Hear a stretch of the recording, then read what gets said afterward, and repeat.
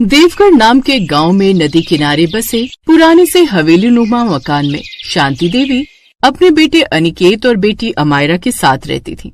उनके पति की मौत कई साल पहले हो चुकी थी। कुछ समय बाद अमायरा की शादी शहर में रहने वाले एक लड़के से हो गई, जिसके बाद वो शहर में ही सेटल हो गई। लेकिन बीच बीच में वो शांति देवी से मिलने आती रहती थी। तो वहीं उसका बेटा भी ज्यादातर काम के सिलसिले में मीटिंग्स के लिए गाँव से बाहर रहता था। एक रोज, माँ तुम्हें वो साड़ी पसंद आई? ये मुंबई गए थे तभी मेरे लिए और आपके लिए लाए थे। हाँ बिटिया, साड़ी तो बहुत अच्छी है। जमाई राजा की पसंद सच में बहुत अच्छी है। तभी पीछे से उनका नौकर मनोहर आता है। मालकिन खाना लग गया है, खाना खा लीजिए। अच्छा ठीक है अमायरा बेटी, मैं फोन रखती हूँ। मनोहर ने खाना लगा दिया।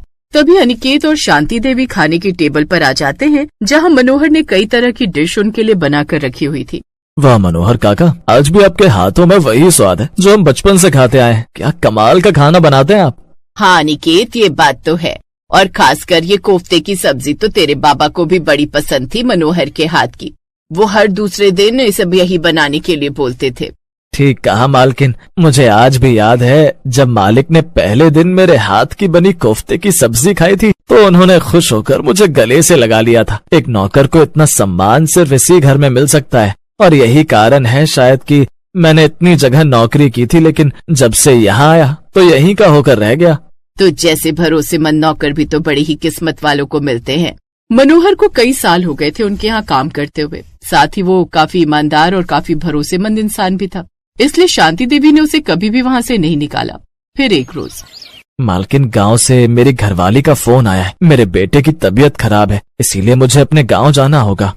अच्छा ठीक है, चले जाना मनोहर। वैसे भी कई साल हो गए तुझे अपने गांव गए हुए। लेकिन सुन, जाने से पहले एक नौकर का इंतजाम करता जा।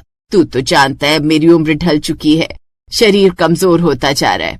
अब मेरे बस की बात नहीं घर के काम के लिए, इसलिए नौकर की जरूरत पड़ती है।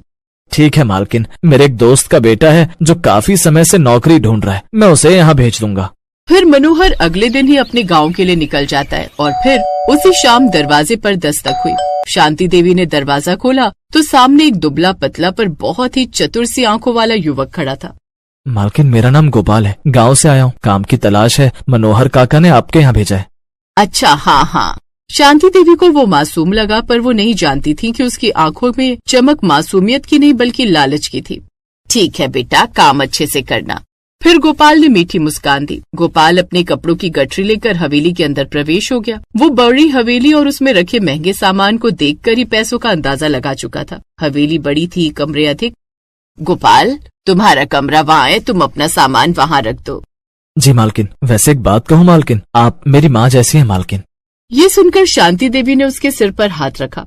धीरे धीरे गोपाल ने शांति देवी को ऐसे ही अपनी मीठी मीठी बातों में फंसा लिया। वो घर की साफ सफाई, बर्तन, कपड़े सब कर लेता था। उसने अपने काम और बातों से शांति देवी को खुश कर दिया। मालकिन आप बैठी, मैं सब कर दूंगा। कितना समझदार लड़का है ये। अपनी मासूम शक्ल और मासूम बातों से उसने शांति देवी और अनिकेत का भरोसा जीत लिया। गोपाल, खाना बनाने में तुम भी माहिर हो। क्या करे मालिक, बहुत छोटे थे जब माँ गुजर गई और पिताजी सारा दिन काम के सिलसिले में बाहर ही रहते थे, इसीलिए खुद ही खाना बनाना सीखना पड़ा और बचपन से लेकर अब तक आदत हो गई बनाते बनाते। बेचारा, इसने कितने दुख देखे हैं। पर गोपाल का असली चेहरा धीरे धीरे उभरने लगा। एक दिन उसने शांति देवी को गहनों की अलमारी खोलते देखा तो उसकी आंखों में चमक दौड़ गई। इतने गहने हैं और ये बूढ़ी औरत, इसका अगर थोड़ा बहुत हाथ साफ कर भी लूं तो क्या ही होगा, लेकिन मेरी तो जिंदगी बन जाएगी, ताउम्र काम नहीं करना पड़ेगा। 2 दिन बाद अनिकेत, माँ मुझे जरूरी काम से कुछ दिन के लिए शहर से बाहर जाना है। आप कहो तो मैं अमायरा दीदी को तब तक के लिए आपके पास बुला लूं। अरे नहीं बेटा, ऐसा कुछ नहीं है। क्यों उसे परेशान कर रहा है? 2 दिन की तो बात है, मैं रह लूंगी और फिर गोपाल भी तो है घर में, क्या डर है। ठीक है माँ। उसी शाम जब शांति देवी पूजा कर रही थी, गोपाल दबे पांव अलमारी के पास पहुंचा और उसने वो अलमारी की चाबी उठाई। उसने वो खोली ही थी कि तभी पीछे से आवाज आई, गोपाल ये क्या कर रहे हो? वो मालकिन, ये अलमारी की चाबी यहाँ गिर गई थी, मैं उसे संभाल कर देने आया था। चूहे बहुत हो गए ना।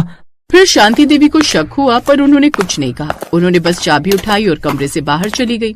गोपाल ने दांत भींचते हुए खुद से कहा, एक दिन तो मौका मिलेगा, फिर देखूंगा। अब गोपाल ने होशियारी से काम लिया। ऐसे ही कुछ दिन बीत गए। कुछ हफ्तों बाद शांति देवी को पेट में दर्द रहने लगा। डॉक्टर ने दवा दे दी और आराम करने की सलाह भी।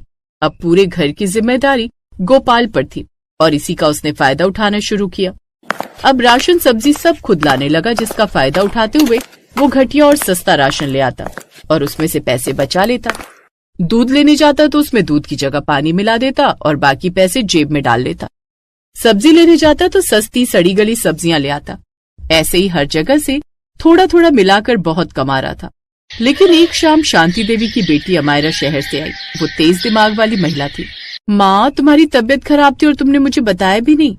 मैं ठीक हूँ बेटी, बस मौसम के चलते थोड़ी तबीयत खराब हो गई थी। अब मैं आ गई हूँ, कुछ दिन यहीं रहूंगी तुम्हारे साथ। माँ, एक बात कहूँ, मुझे ये गोपाल कुछ भरोसे लायक नहीं लग रहा। तुम ठीक कहती हो बेटी, मुझे भी कहीं न कहीं लगता है कि शायद गोपाल भरोसे लायक है नहीं। अमायरा ने तय किया कि वो सच्चाई जानकर ही रहेगी। अब वो उस पर नजर रखने लगी। फिर एक दिन, गोपाल जरा इधर आओ, तुम ये राशन कितना बेकार लाए हो, लेकिन इसके पैसे इतने महंगे कैसे? यहाँ पास वाली दुकान में तो आधे दाम है, हम तो कई सालों से वही ला रहे हैं। मैं क्या करूं दीदी, दुकान वाला महंगा देता है, मैं झूठ क्यों बोलूंगा।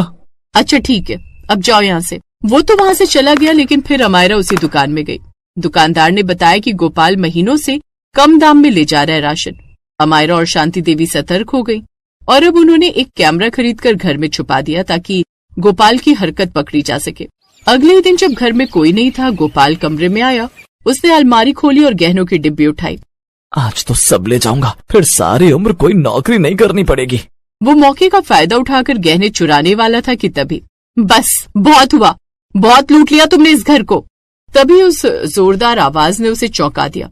दरवाजे के पीछे से अमायरा और दो मोहल्ले वाले अंदर आ गए। गोपाल, क्या यही तुम्हारी ईमानदारी है? लालची नौकर, जी तो चाह रहा अभी लाठी से कूटकर इसकी हड्डियां लाल कर दूं। फिर गोपाल का चेहरा पीला पड़ गया। फिर पूरी हवेली में सन्नाटा छा गया। गोपाल हाथ जोड़कर रोने लगा। दीदी, गलती हो गई, बस थोड़े पैसे चाहिए थे। मेरे बाबा बीमार हैं, मैं मजबूर था। मैं अपनी माँ को पहले ही खो चुका हूँ, लेकिन अब अपने पिता को नहीं खो सकता। बेटा, अगर परेशानी बताता तो मैं मदद कर देती, पर तुमने धोखा क्यों दिया? पर गोपाल के चेहरे पर अब भी सच का डर नहीं था, बल्कि पकड़े जाने का अफसोस था। फिर मोहल्ले वालों ने कहा कि पुलिस बुलाते हैं, पर शांति देवी बोली, नहीं, मैं इस लड़के को जेल जाते हुए नहीं देखना चाहती। फिर सभी हैरान रह गए। माँ, इसने आपकी मेहनत की कमाई लूटने की कोशिश की। हाँ, लेकिन शायद एक और मौका इसे बदल दे। फिर उन्होंने गोपाल की तरफ देखा। अगर तू इस घर से तुरंत चला जाए और दोबारा कभी धोखा ना दे तो मैं तुझ पर कोई कार्रवाई नहीं करूंगी। गोपाल की आंखों में शर्म थी। वो चुपचाप सिर झुकाकर बोला, मैं चला जाता हूँ मालकिन, पर गरीब आदमी मजबूरी में गलतियां करता है, जानबूझकर नहीं। गोपाल ने थैला उठाया और बिना पीछे देखे हवेली से निकल गया। 2 दिन बाद मनोहर काका वापस आ गए। उन्हें जब गोपाल की शर्मनाक हरकत का पता चला तो बड़ा अफसोस हुआ, लेकिन अब शांति देवी को तसल्ली थी कि उनका भरोसेमंद नौकर वापस आ गया। सावधानी जरूरी है, लेकिन इंसानियत भी। फिर भी लालच जिसका चरित्र हो, उसे कोई नहीं बदल सकता।